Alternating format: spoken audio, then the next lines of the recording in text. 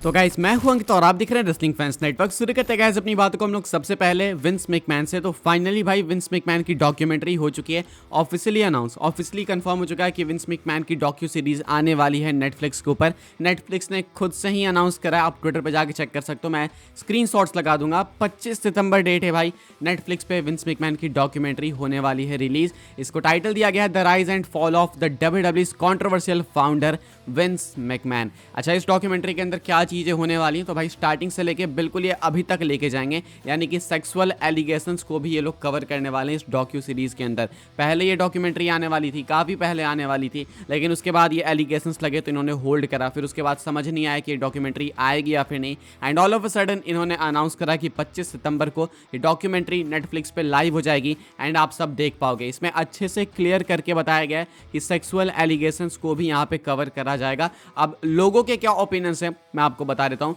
लोगों का कहना है कि या तो ये डॉक्यूमेंट्री बेस्ट डॉक्यूमेंट्री होगी, बिल्कुल साफ साफ सब कुछ दिखाएंगे, या नहीं तो ये डॉक्यूमेंट्री मे बी एक पीआर डॉक्यूमेंट्री हो सकती है, यानी कि विंस मैकमैन के इमेज को क्लीन करने वाली डॉक्यूमेंट्री। अब क्या है क्या नहीं है वो तो देखो भाई अगले महीने के एंड में मालूम चलेगा, लगभग एक महीना है, 25 सितंबर को आइडिया लग जाएगा। नेटफ्लिक्स पे आप लोग देख पाओगे विंस मैकमैन की documentary the rise and fall of WWE controversial founder Vince McMahon. तो ये बहुत बड़ी न्यूज़ है, अभी इंटरनेट पे आग लगने वाली है। साथ में ये भी बताया जा रहा है कि इस डॉक्यू सीरीज के अंदर टोटल 6 एपिसोड्स होने वाले हैं, यानी कि 6 एपिसोड की सीरीज होने वाली है, एंड सारे के सारे एपिसोड्स 1 घंटे के होने वाले हैं, यानी कि 6 घंटे की सीरीज होगी। तो मस्त, अगर आप एक दिन बैठोगे ना तो फुल पॉपकॉर्न खाते हुए जैसे भी आप चिल करके देखना चाहते हो देख सकते हो। ये मुझे काफ़ी एक्साइट कर रही है न्यूज़, पता नहीं क्यों। अगले महीने डॉक्यूमेंट्री लाइव हो जाएगी, जब वो होगी तो मैं आपको एक बार फिर से बताऊंगा। अभी ये है ब्रेकिंग न्यूज़, तो मुझे लगा आपके साथ शेयर कर देते हैं। आगे बढ़ते हैं गाइस, बात करते हैं अगली स्टोरी के बारे में, जो कि Paul Heyman and Roman Reigns को लेके। तो आज से 4 साल पहले भाई पॉल हेमन ने ज्वाइन करा था रोमन रेंस को। ये अपडेट मैं बताना आपको भूल गया, हालांकि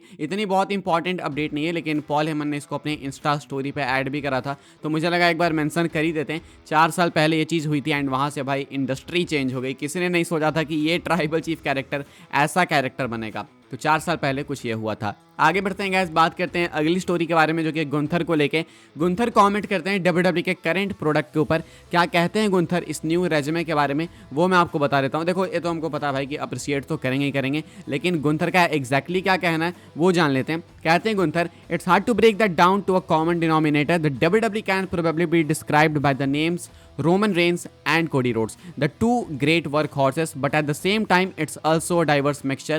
Triple H has a very different approach than the former WWE leadership. He's open to integrating more external influences, and I believe that is also the right way. Meanwhile, many international wrestlers are under contract with the WWE and all bring different wrestling cultures and styles. This ensures a balanced mix. At the end of the day, wrestling is of course also sports entertainment. It is a sport in the sense of entertainment. The audience wants to be able to lose themselves in our world. तो इनका कहना है कि पहले वाली leadership से अगर compare करेंगे ना, तो सबसे पॉजिटिव पॉइंट इनको जो दिखता है वो ये है कि अभी WWE के पास हर जगह से, ऑलमोस्ट हर जगह से रेसलर्स हैं।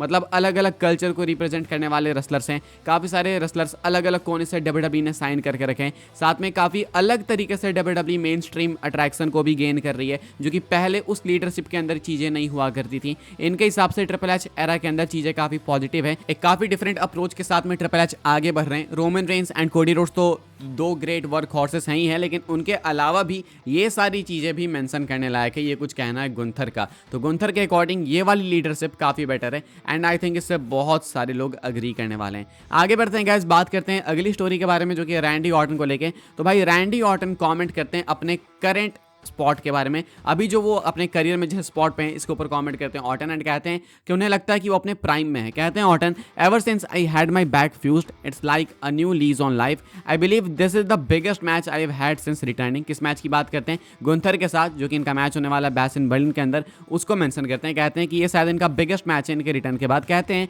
You know it's crazy to say, but I feel like I am still in my prime in the profession that I am in, that really excites me. कहते हैं कि बैक फ्यूजन सर्जरी के बाद जब से मैं वापस आया हूँ, मुझे लगता है कि मैं अपने प्राइम के अंदर वापस से हूँ। काफ़ी ये बोलना अटपटा सा है, लेकिन मुझे लगता है कि मैं अपने प्राइम में हूँ। कहते हैं कि ये जो मेरा मैच होने वाला है गुंथर के अगेंस्ट इस सैटरडे बैस इन बर्लिन में, ये मैच इस रिटर्न के बाद मेरा बिगेस्ट मैच है मेरे ओपिनियन के हिसाब से। तो ऑर्टन के अकॉर्डिंग इनका बिगेस्ट मैच होने वाला है, तो ऑर्टन जी जान लगाएंगे। एंड पॉजिटिव न्यूज़ ये है कि रैंडी ऑर्टन फील करते हैं कि वो अपने प्राइम के अंदर है, यानी कि दिक्कत नहीं है उनको। आगे बढ़ते हैं गाइस, बात करते हैं अगली स्टोरी के बारे में जो कि Dominik Mysterio and Rey Mysterio को लेके। तो डोमिनिक ओपन है भाई एक मुस्टाच वर्सेस मास्क मैच के लिए, रे मिस्टीरियो के अगेंस्ट लड़ना चाहते हैं वाला मैच। अच्छा, रे मिस्टीरियो ने भाई मास्क वर्सेस हेयर मैच के लिए पिच करा था आइडिया, लेकिन पता नहीं है मुस्टैच वर्सेस मास्क कैसे हो गया। लेकिन कहते हैं डोमिनिक मिस्टीरियो कि मैं अपनी मूछें दांव पे लगाने को तैयार हूँ, एंड सामने से वो अपने मास्क को दांव पे लगाया तो अच्छा है। लेकिन उसे भी मालूम है रे मिस्टीरियो को कि वो मेरे आगे टिक नहीं सकता है। मतलब अपने डैड के बारे में सोचो भाई, ऐसे कहते हैं वो मेरे आगे टिक नहीं सकते, नहीं टिक सकता है, तो इसलिए वो बस बातें करता है बड़ी बड़ी, वो कम्पीट नहीं कर सकता मेरे अगेंस्ट।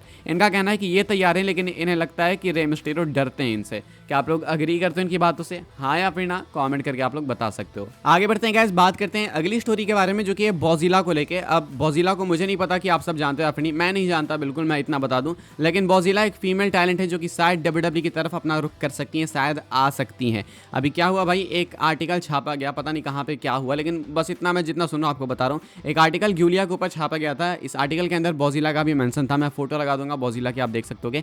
कहा जा रहा है Bozilla who is a rising star from Germany may be heading to WWE in the near future, so we may see Giulia versus Bozilla in WWE ring. कहा जा रहा है कि बॉजिला जो कि जर्मनी से हैं वो शायद आगे जाके डब्ल्यूडब्ल्यू के अंदर आ सकती हैं। इसके ऊपर बॉजिला भी रिएक्ट करती हैं एंड कुछ नहीं, सिर्फ 2 इमोजीज डालती हैं, ऐसा कि हाँ मे भी शायद इनके प्लान्स के अंदर ये चीज़ें हो सकती है। तो बॉजिला ये है, देखने से तो भाई बॉजिला कुछ भयंकर ही लग रही है। क्या सोचते हो आप, कमेंट करके बताना। आगे बढ़ते हैं गाइस, हम लोग बात करते हैं अपनी नेक्स्ट एंड फाइनल स्टोरी के बारे में जो कि जॉन मॉक्सली को लेके। एक और फैन आउटरेज फेस करना पड़ रहा है जॉन मॉक्सली को करेंटली अपने रिटर्न के बाद। एंड ये तो भाई मैं कब से देखते आ रहा हूँ, जब भी मॉक्सली वापस आते हैं, चाहे 1 महीने की लीव के बाद, 2 महीने की लीव के बाद या 3 महीने की लीव के बाद, कभी भी वापस आते हैं उनको फैंस की तरफ से ये आउटरेज झेलना ही पड़ता है। कैसा आउटरेज भाई, हमेशा कंपेरिजन होता है मॉक्सली का एम्ब्रोज से। आज आए मॉक्सली वापस से, सेम भाई बिल्कुल टकला हो चुके हैं। कुछ लोग कह रहे हैं कि भाई ये तो stone cold and triple H का मिक्सचर है, पता नहीं क्या हो गया इस एज में। आप देखो रॉलिंस को, रोमन को, तो वो कितने फिट एंड फाइन, कितने सही लगते हैं। लेकिन फिर मॉक्सली को देखो भाई, इसने अपने करियर को खत्म कर दिया एक तरीके से। भले अपने मन की चला रहा है, तो एक तरीके से मन के भी चला रहा है, तो बेकार ही चला रहा है। लोगों का कहना है, स्टिल रिक्वेस्ट कर रहे हैं लोग, इनके डाई हार्ड फैंस की वापस आ जाओ डब्ल्यूडब्ल्यू के अंदर।